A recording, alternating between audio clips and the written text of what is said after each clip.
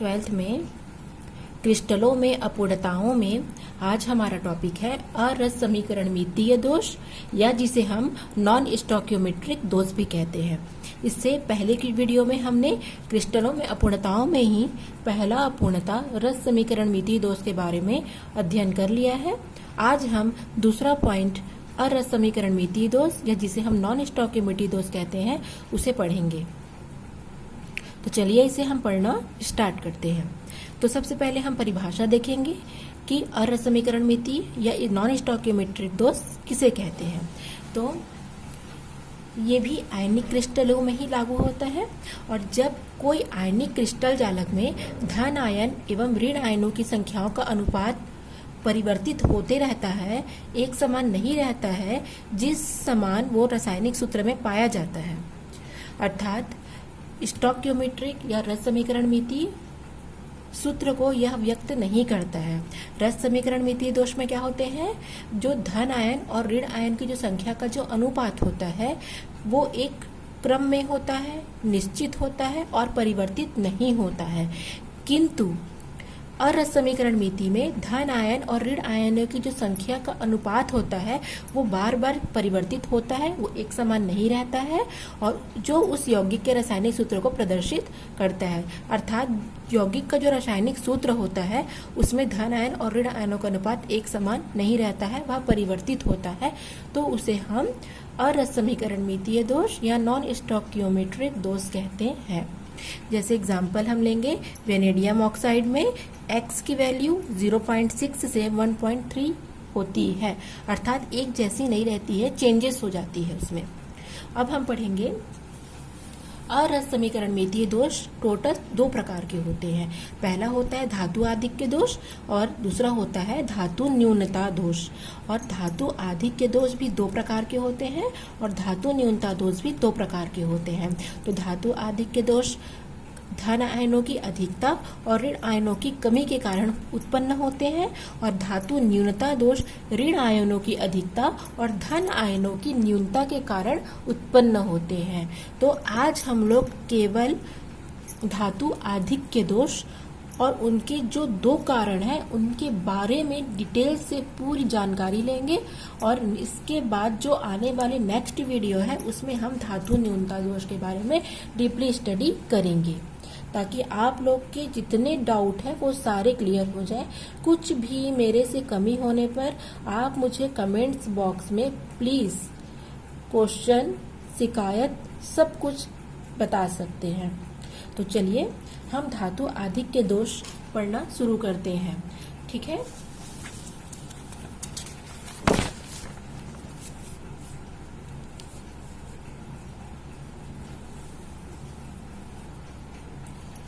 इसमें सबसे पहले हम ऋण आयन न्यूनता पढ़ेंगे कि ऋण आयन न्यूनता या ऋण आयन की कमी के कारण किस प्रकार धातु आधिक्य दोष उत्पन्न होते हैं। तो इस प्रकार के दोष में जो आयन होते हैं अधातु आयन, क्योंकि जो धनात्मक जिसमें मतलब पॉजिटिव आयन होता है वो जनरली धातु होते हैं और जिन पर रिगेटिव आयन होता है वो जनरली अधातु होते हैं। क्योंकि कोई भी तत्व अपना इलेक्ट्रॉन देकर या दान करके धन आयन बनता है तो वो धातु कहलाता है और कोई भी तत्व ऋण आयन ग्रहण करके ऋणात्मक आवेश प्राप्त करता है और वो अधातु कहलाता है। तो इस प्रकार के दोष में जो अधातु आयन होते हैं वो अपने जगह से हट जाने के कारण धातु जो धन आयन होते हैं उनके सांद्रण में वृद्धि हो जाती है। जाहिर सी बात है, जब धन आयन और ऋण आयन एक समान है, जैसे Na और Cl, उसमें से यदि एक Cl को हटा लेंगे तो जनरली नॉर्मली बात है सोडियम आयन की संख्या ऑटोमेटिक बढ़ जाएगी। तो क्या होता है, ऋण आयन के अपने जगह से हट जाने के कारण जो धन आयन होते हैं, जो धातु होते हैं, उनके सांद्रण में वृद्धि हो जाती है और वे जो इलेक्ट्रॉन जो पूर्व में ऋण आयन के साथ जो जालक में बंधे थे उनकी जगह पर इलेक्ट्रॉन आ जाते हैं। ऋण आयन रिक्तियों में एक इलेक्ट्रॉन आ जाते हैं और उसे हम F केंद्र कहते हैं। और F क्या होता है, एक फर्मेंटियन शब्द है, एक फेरेव है, जो कि एक जर्मन शब्द है और जिसका अर्थ होता है रंगना या रंग। और ये क्या करता है, ये इलेक्ट्रॉन के ऋण आयन रिक्तियों में आ जाने के कारण निकाय की विद्युत उदासीनता कायम रहती है। तो इस जो परिभाषा है इसको अब हम एग्जाम्पल के थ्रू समझेंगे ताकि आपको इसका मीनिंग और अच्छी तरीके से क्लियर हो। सबसे पहले एग्जाम्पल देखते हैं।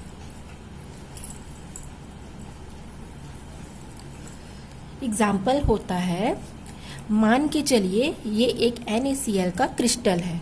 NaCl ही हम एग्जाम्पल में क्यों लेते हैं, क्योंकि NaCl एक तो आयनिक यौगिक है और आसानी से सरलता से समझ में आ जाने वाले हैं। इसको हम नमक भी कहते हैं। तो आपने तो नमक का कलर देख ही रखा होगा, सफेद रंग का होता है, ठीक है। तो ये क्रिस्टल जालक है और इस क्रिस्टल जालक में NaCl के क्रिस्टल हैं।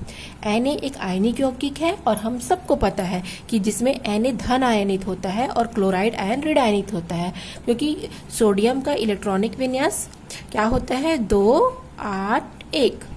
तो ये अपना एक इलेक्ट्रॉन को दान देता है या त्याग करके ये धन आयन बनाता है, और क्लोराइड आयन इसी एक अतिरिक्त इलेक्ट्रॉन को ग्रहण करके ऋण आयन बनाता है। तो इस जो क्रिस्टल है या यहाँ पर जो आप देख रहे हैं धन आयन और ऋण आयनों का जो क्रिस्टल बना हुआ है, इस क्रिस्टल के ऊपर यदि हम सोडियम की वाष्प को प्रवाहित करते हैं, ठीक है, सोडियम की वाष्प को यदि हम प्रवाहित करते हैं तो सोडियम क्या होता है, धन आयन में परिवर्तित हो जाता है। अपना अष्टक पूर्ति के लिए एक इलेक्ट्रॉन को दान दे करके वो क्या करता है, अपना आयन धन आयन बना लेता है, ठीक है। अब क्या करता है, यहाँ पर तो धन आयन बन गया। अब क्या करेगा, ये धन आयन इस क्लोरीन को अपनी ओर अट्रैक्ट करेगा। क्यों करेगा, क्योंकि धन आयन इलेक्ट्रॉन को त्याग दिया है तो अब वो क्लोरीन को पाना चाहेगा और क्लोरीन को ऋण आवेश जानकर वो अपनी ओर अट्रैक्ट करेगा और अपनी ओर उसे खींचेगा। आप जानते हैं कि जो डिफरेंट होते हैं उनमें क्या होता है, आकर्षण होता है, और जो सेम चार्ज होता है उनमें विकर्षण होता है। तो यहाँ पर सोडियम क्या करेगा, क्लोरीन को अपनी ओर खींचेगा, और जब ये अपने क्लोरीन को अपनी ओर खींचने में जब कामयाब हो जाएगा तो यहाँ पर क्या हो जाएगा, यहाँ पर सोडियम क्लोराइड बन जाएगा NaCl, और ये जो अतिरिक्त इलेक्ट्रॉन है ये कहाँ चले जाएगा, उस जगह पर चले जाएगा जहाँ पर पहले Cl हुआ करता था। तो उसी इलेक्ट्रॉन को जो अतिरिक्त जगह पर आ जाता है इसे ही हम F केंद्र कहते हैं, ठीक है। एक बार और मैं आप लोग को डिटेल से क्लियर करती हूँ। NaCl के क्रिस्टल में Na के ऊपर यदि Na क्रिस्टल में यदि हम सोडियम को वाष्पित करें तो सोडियम को वाष्पित करने पर सोडियम क्या करेगा, एक इलेक्ट्रॉन को त्याग करके धन आवेश हो जाएगा, और धन आवेशित होने के कारण वह क्लोरीन को अपनी ओर आकर्षित करेगा, और जब वह क्लोरीन को अपनी ओर आकर्षित कर लेगा तो क्लोराइड आयन और सोडियम आयन मिल करके सोडियम क्लोराइड बना लेंगे, और यह जो अतिरिक्त इलेक्ट्रॉन है वो वापस से क्लोरीन की जगह पर आकर के यहाँ पर ऐड हो जाएगा। इसे हम या फिर ट्रैप हो जाएगा और इसे हम F केंद्र कहते हैं। और जो ये F केंद्र होता है ये रंग करने के लिए, एक जर्मन शब्द होता है फ्रैप, और ये रंगने के लिए उत्तरदायी होता है, ठीक है। तो यहाँ पर जो NaCl सफेद रंग का था वो अब यहाँ पर के इलेक्ट्रॉन आ जाने के कारण अब वो हल्के पीले रंग का हो जाता है। अब आप लोग को मैं एक बात बता देना चाहती हूँ कि F केंद्र जो होता है इसमें क्या पाए जाते हैं, इसमें मुक्त इलेक्ट्रॉन पाए जाते हैं, ठीक। और आपको पता है, अगर नहीं भी पता है तो ये जो मुक्त इलेक्ट्रॉन होते हैं ये क्या होते हैं, दो चीजों के लिए उत्तरदायी होते हैं। पहला तो विद्युत धारा के लिए और दूसरा है रंग के लिए, ठीक है। इन दोनों चीजों के लिए ये मुक्त इलेक्ट्रॉन क्या होते हैं, उत्तरदायी होते हैं। तो इस कारण क्या होता है, विद्युत की उदासीनता बनी रहती है, विद्युत के सुचालक होते हैं आयनिक यौगिक, और इसमें क्या होता है, जो नमक जो होता है जो सफेद रंग का होता है वो अब यहाँ पर इलेक्ट्रॉन के प्रवेश से और क्लोराइड आयन के बाहर निकल जाने से हल्के पीले रंग का हो जाता है, ठीक है। इतना क्लियर हुआ। अब और समझेंगे इसे। अब जाहिर सी बात है, जब यहाँ से एक ऋण आयन अपना स्थान छोड़ करके चला जाता है तो धन आयनों की संख्या तो वैसे ही बढ़ जानी है अपने आप। तो यहाँ पर धन आयनों की संख्या बढ़ जाती है, और धन आयनों की संख्या बढ़ जाने के कारण यहाँ पर ऋण आयनों में कमी हो जाती है। इसलिए इस टॉपिक को हम ऋण आयन न्यूनता कहते हैं, ठीक है। अब मैंने जो चीज आपको समझाया है इस एग्जाम्पल को मैं यहाँ आप लोग को शब्दों के रूप में दे रही हूँ। देखिए कि जब NaCl के क्रिस्टल को सोडियम वाष्प के वातावरण में गर्म किया जाता है तो सोडियम परमाणु क्रिस्टल की सतह पर जम जाते हैं और सोडियम का वाष्प सोडियम इलेक्ट्रॉन को त्याग कर क्या करके एक इलेक्ट्रॉन को त्याग करके सोडियम आयन बनाते हैं। क्रिस्टल के क्लोराइड आयन इस Na के साथ मिलकर के NaCl बना लेते हैं और सोडियम का जो वाष्प है, ठीक है, उनके द्वारा मुक्त इलेक्ट्रॉन क्लोरीन के निकलने से बने रिक्तिकाओं में चले जाते हैं और इसके परिणाम स्वरूप इस क्रिस्टलों में Na की अधिकता ऑटोमेटिक बढ़ जाती है और इस इलेक्ट्रॉन द्वारा जो रिक्तिका बनती है उसको हम F केंद्र कहते हैं। आप इसे स्क्रीनशॉट कर सकते हैं। ठीक है, अब हम इसका दूसरा पॉइंट पढ़ेंगे। दूसरा पॉइंट क्या हो जाएगा इसका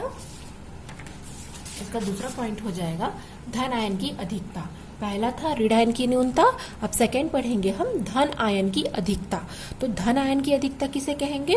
इस प्रकार के जो दोष होता है उसमें अंतराकाशीय स्थान में एक अतिरिक्त धन आयन उपस्थित हो जाता है और साथ ही एक अतिरिक्त इलेक्ट्रॉन भी उपस्थित हो जाता है जिससे निकाय उदासीन हो जाता है और इस प्रकार का दोष फ्रैंकल दोष पाए जाने वाले तत्वों या यौगिकों में पाई जाती है। आप देख सकते हैं एग्जाम्पल, एक धन आवेश, सब में धन और ऋण सारे प्रकार के आवेश विद्यमान है, उसके बावजूद भी एक अतिरिक्त धन आवेश अंतराकाशीय रिक्तियों में आ जाता है और इसके आने पर एक अतिरिक्त इलेक्ट्रॉन भी अंतराकाशीय रिक्तियों में आ जाता है जिससे इस निकाय की विद्युत उदासीनता बनी रहती है। ठीक है, अब हम इसे एक एग्जाम्पल के द्वारा समझते हैं। चलिए शुरू करते हैं एग्जाम्पल के थ्रू समझना। जिंक ऑक्साइड का एग्जाम्पल लेंगे हम। ठीक है, हम सबको पता है जिंक अतिरिक्त 2 इलेक्ट्रॉन को त्याग कर क्या बनाता है? जिंक आयन बनाता है और 2 इलेक्ट्रॉन का वो त्याग करता है और ऑक्सीजन इसी 2 इलेक्ट्रॉन को ग्रहण करके ऑक्साइड आयन का निर्माण करता है।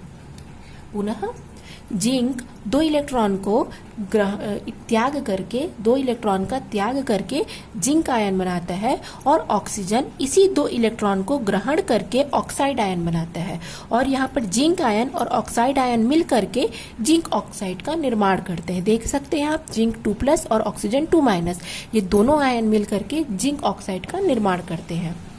अब अगर यदि हम जिंक ऑक्साइड को गर्म करेंगे तो वो टूटना शुरू होंगे अपने अपने आयनों में। तो जिंक ऑक्साइड को गर्म करने पर जिंक आयन के रूप में और 2 इलेक्ट्रॉन का ये त्याग कर देगा और ऑक्सीजन अलग हो जाएगा। यहाँ पर ऑक्सीजन जिंक से अलग हो गया क्योंकि जब हम इसे गर्म करते हैं तो जिंक और इलेक्ट्रॉन अलग अलग हो जाते हैं और ऑक्सीजन को ये रिमूव कर देता है, ऑक्सीजन अलग हो जाता है।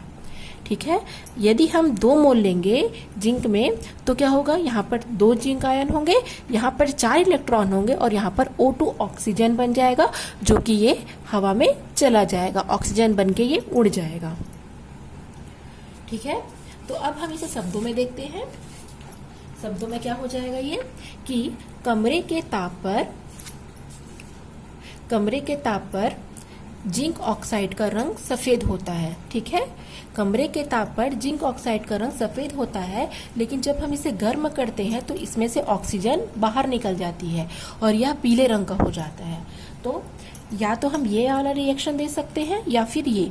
तो इसमें क्या होगा? जैसे ये वाला रिएक्शन हम देखते हैं, यदि हम 2 जिंक लेंगे तो 2 जिंक आयन, ऑक्सीजन O2 और यहाँ पर 4 इलेक्ट्रॉन लेंगे। यदि हम 1 जिंक लेंगे तो 1 जिंक लेने पर क्या होगा? यहाँ से भाग कर देंगे तो 2 का 1 हो जाएगा, यहाँ भी 2 का 1 हो जाएगा, यहाँ ऑक्सीजन 1 है वो क्या हो जाएगा? हाफ हो जाएगा। ठीक है, क्योंकि यहाँ पर कुछ नहीं है मतलब 1 है तो वो हाफ हो गया और यहाँ पर 4 का 2 हो जाएगा। तो दोनों में से अगर आप इसमें कंफर्टेबल नहीं है तो आप ये रिएक्शन दे सकते हैं। तो अब क्या हो जाएगा? अब क्रिस्टल में जिंक आयन अतिरिक्त हो गए और ये जिंक जो आयन है उनकी अधिकता ऑटोमेटिक बढ़ जाएगी जिंक आयन की, अर्थात धन आयन की अधिकता हो जाएगी और धन आयन और ये जो 2 इलेक्ट्रॉन यहाँ पर बच रहे हैं, ये 2 आयन और ये जो बच रहे हैं, क्योंकि ऑक्सीजन तो उड़ गया। और यहाँ पर जिंक जो आयन है और ये इलेक्ट्रॉन है, ये भी क्या हो जाएंगे, अंतराकाशीय स्थान में चले जाएंगे। चूंकि जिंक आयन के पॉजिटिव चार्ज के अंतराकाशीय रिक्तियों में जाने के कारण है ना, विद्युत की उदासीनता को बनाए रखने के लिए ये ऋणात्मक आयन भी वहां पर चले जाएंगे, जिससे एक निकाय की उदासीनता बनी रहेगी। और यहाँ पर भी ये जो 2 इलेक्ट्रॉन या 4 इलेक्ट्रॉन है, ये होता है मुक्त इलेक्ट्रॉन, और पुनः मुक्त इलेक्ट्रॉन रंग के लिए उत्तरदायी होता है। इसलिए जो कमरे के ताप पर जो जिंक होता है वो अब पीले रंग का हो जाता है, क्योंकि यहाँ पर मुक्त इलेक्ट्रॉन आ जाते हैं। ठीक है, तो आपको समझ में आ गया कि इस चित्र में जिंक ऑक्साइड अतिरिक्त आ जाने के कारण इलेक्ट्रॉन भी इसमें एक्स्ट्रा हो जाएंगे। ठीक है, तो ये हो गया धन आयन की अधिकता और ऋण आयनों की न्यूनता।